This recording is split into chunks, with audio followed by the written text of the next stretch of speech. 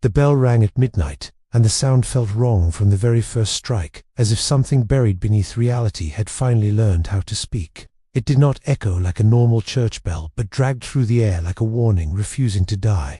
Even before the third toll faded, the town understood something irreversible had begun. The sound seeped through narrow streets and into sleeping homes, pressing against walls like a living presence. People woke without speaking, afraid that sound itself might notice them. Each toll felt heavier than the last, not louder, but deeper, as if sinking into bone and memory. By the fifth toll, every window in town held trembling silhouettes frozen in place.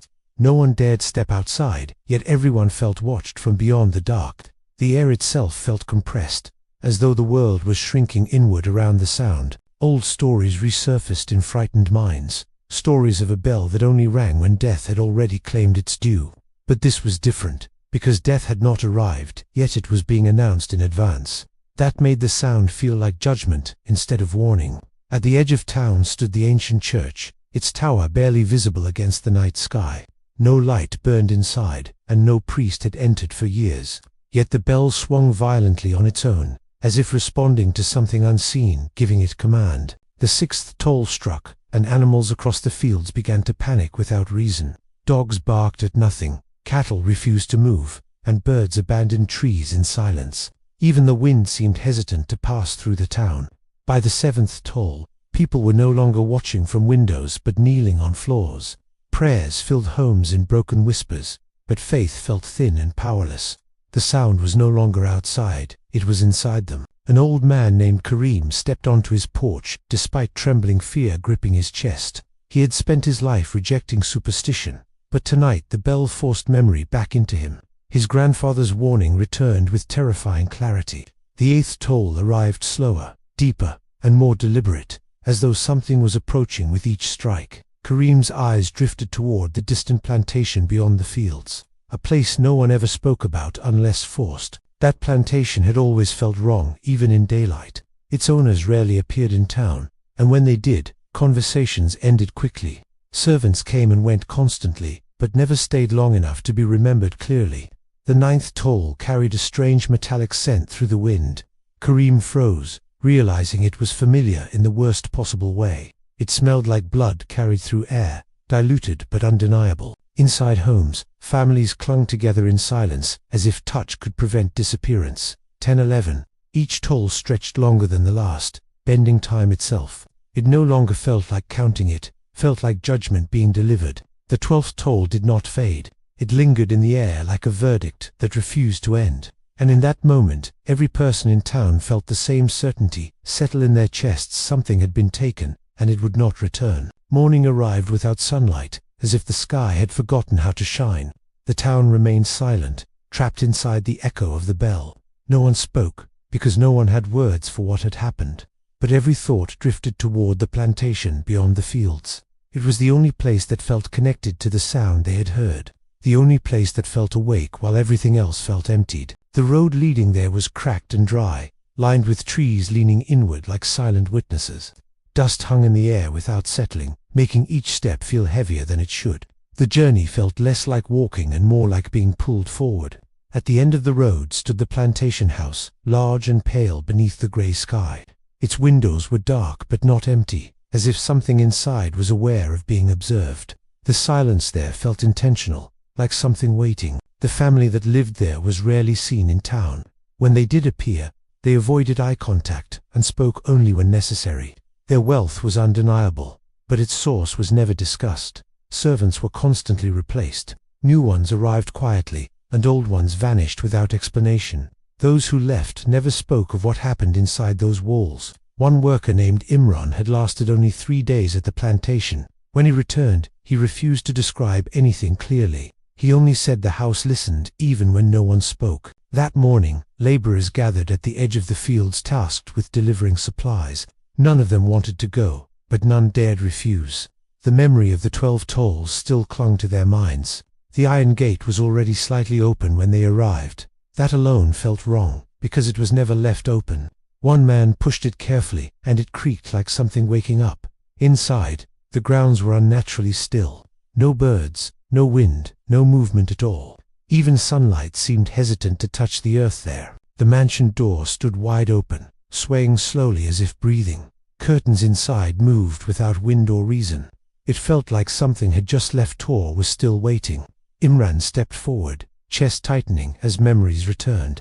Cold hallways, unseen pressure, and the feeling of being watched even in empty rooms. He realized he should never have come back. The moment they crossed the threshold, temperature dropped sharply. The house did not welcome them, it absorbed them. Behind them, the door slowly closed on its own. A scream erupted upstairs, cutting off instantly as if swallowed mid-air. Everyone froze, unable to decide whether to run or investigate. The silence that followed felt heavier than the sound. Imran whispered they should leave immediately, but no one answered. The hallway stretched longer than it should have, as if the house had expanded around them. Shadows deepened unnaturally. A flickering glow appeared at the far end of the corridor, pulsing like a heartbeat. One man began walking toward it, without understanding why. Each step echoed too loudly in the silence. Inside the room, furniture lay overturned without signs of struggle. A shattered mirror reflected broken versions of the men standing there. Yet something else appeared in the reflections that was not physically present. The door slammed shut behind them without warning. The sound echoed through the entire structure, and something unseen began circling beyond the walls, slow and deliberate. Footsteps followed them from nowhere, matching their pace but belonging to no one. Imran realized the house was not haunted, it was occupied, and they were now inside its awareness. Whispers began to form in the walls, soft and layered, like many voices speaking at once. The words were unclear but familiar in tone, as if the house was remembering them. One worker tried to run, but the corridor shifted, bending back into itself. The exit was no longer where it had been. The house was rearranging reality. The man disappeared into darkness mid-scream, as if space itself had swallowed him. No trace remained, not even sound. Only silence expanded in his absence. Imran understood then that the plantation did not kill it erased. It removed presence from memory, from space, from existence itself. Something worse than death. The remaining men reached a room filled with symbols burned into the walls. They pulsed faintly, like scars that had never healed. The air inside felt older than the house itself. At the center lay a blackened bell clapper, heavy with meaning. It looked burned, as if something had tried to destroy it and failed. Its presence felt like a warning. An elder named Hafiz recognized the symbols and fell silent. He said they were not summoning marks, but binding ones. Something had been sealed here long ago, but the seal had been broken, not opened carefully, but shattered violently. Something had escaped, and the bell outside had been its announcement. Hafiz explained the bell did not ring for death, it counted it. Each toll marked a life taken in ritual sequence. 12 tolls meant complete consumption. The plantation family had not disappeared. They had been collected, offered, taken, erased, as part of something older than belief, and the ritual had completed perfectly. A low sound rose from beneath the floorboards, vibrating through their bones. It was not the bell, but it carried its same unnatural rhythm. Something beneath them was waking. The floor cracked slowly, splitting open like skin tearing. Cold air rose from below, carrying metallic scent in silence. Something was moving upward. A shadow slipped through the crack, thin and shifting without form. It reached toward them without eyes or shape. The room itself seemed to shrink. Hafiz screamed for them to run, shouting that the ritual had restarted. The bell was counting again, and it was no longer bound to the plantation. The men fled the room, crashing down the stairs in panic. Behind them, the house reacted violently, doors slamming and walls groaning. It did not want them leaving. One man fell and was dragged backward into darkness before anyone could help. His scream cut off instantly, leaving only silence behind. No trace remained. The remaining survivors reached the entrance as the house trembled violently. The bell rang again in the distance, clearer this time. The second cycle had begun. They ran across the fields without looking back, terrified to confirm what followed them. But nothing crossed the threshold. The house remained behind, watching. As they reached town, the bell rang again from the church tower, slow, deliberate, and undeniable. And every survivor understood the truth at once. The counting had started again, and this time it was no longer limited to the plantation. The bell had found a new audience, and it was already choosing the next 12.